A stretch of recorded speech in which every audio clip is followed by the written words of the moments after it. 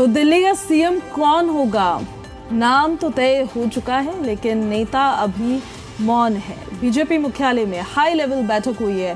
PM Modi और गृह मंत्री अमित शाह और भारतीय जनता पार्टी के राष्ट्रीय अध्यक्ष जेपी नड्डा के बीच बैठक हुई। दिल्ली में सरकार गठन पर चर्चा हुई है। सीएम चेहरे पर भी चर्चा हुई होगी, लाजमी सी बात है। और सीएम रेस में प्रवेश टाइप सिंह वर्मा फिलहाल अभी सबसे आगे चल रहे हैं, लेकिन और भी कई नाम हैं जो संभावित तौर पर जिन पर चर्चा हुई होगी। तो सीएम कौन होगा, ये नाम तो जरूर तय हो गया होगा, लेकिन अभी नेता मौन है और कोई कुछ कहने के लिए राजी नहीं है।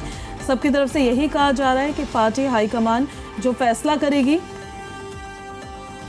सबको वो मान्य होगा। अब देखिए संभावित चेहरे कौन कौन है रेस में, वो हम आपको ग्राफिक्स के जरिए दिखा रहे हैं। प्रवेश वर्मा सबसे पहले केजरीवाल को हराया है, 2 बार के सांसद रहे हैं, पूर्व सीएम के बेटे रहे हैं। वहीं दूसरी तरफ विजेंद्र गुप्ता का नाम भी चर्चाओं में है। बीजेपी का वैश्य चेहरा है, 2015-2020 में चुनाव जीते, 2 बार विधानसभा के नेता प्रतिपक्ष रहे हैं विजेंद्र गुप्ता। तीसरी तरफ सतीश उपाध्याय का नाम भी चर्चाओं का विषय रहा है, क्योंकि बीजेपी का ब्राह्मण चेहरा है, दिल्ली बीजेपी के अध्यक्ष रह चुके हैं, प्रशासनिक और संगठन का अनुभव काफी ज्यादा है। आशीष सूद पर भी चर्चाएं हो रही है, बीजेपी का पंजाबी चेहरा है, दिल्ली बीजेपी के महासचिव रहे हैं, गोवा के प्रभारी रहे हैं, जम्मू कश्मीर में सह प्रभारी रहे हैं। वहीं देखिए एक और नाम है रेखा गुप्ता का नाम, शालीमार बाग से चुनाव इन्होंने जीता है, बीजेपी महिला मोर्चा की उपाध्यक्ष हैं, प्रदेश बीजेपी की महामंत्री रह चुकी हैं। तो ये वो नाम है जो संभावित चेहरे जिन पर चर्चाएं हो रही है कि इनमें से कोई एक सीएम चेहरा हो सकता है। लेकिन भारतीय जनता पार्टी का इतिहास ये रहा है कि जो चर्चाओं का विषय रहते हैं उनसे उलट भी कई बार प्रदेश को सीएम दे देते हैं।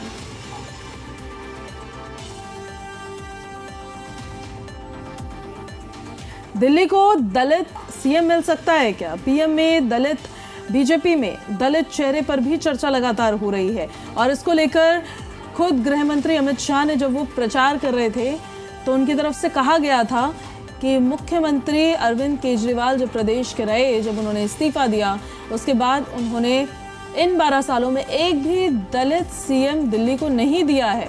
तो इस वजह से भी ये चर्चाओं का कहीं ना कहीं विषय है कि क्या भारतीय जनता पार्टी जो आरोप आम आदमी पार्टी पर लगा रही थी, भारतीय जनता पार्टी खुद अपनी तरफ से कोई दलित चेहरा क्या सीएम के रूप में दिल्ली को दे सकती है? ये भी एक बड़ा सवाल है।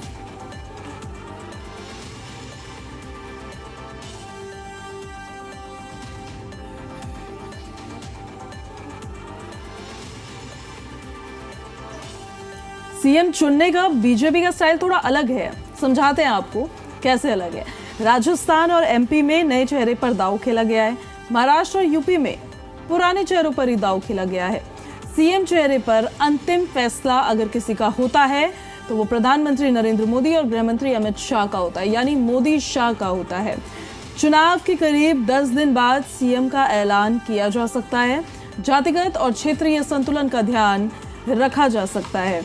इस बार जब विधानसभा इलेक्शंस हुए हैं तो वो ध्यान तब भी रखा गया था जब चुनाव लड़े जा रहे थे और हर एक वर्ग को साधने की कोशिश पार्टियों की तरफ से की गई थी। क्योंकि देखिए दिल्ली में अगर जो जाटों की आबादी है वो 12% की है, तो इसका ध्यान भारतीय जनता पार्टी ने पूरी तरह से रखा है इन इलेक्शंस में।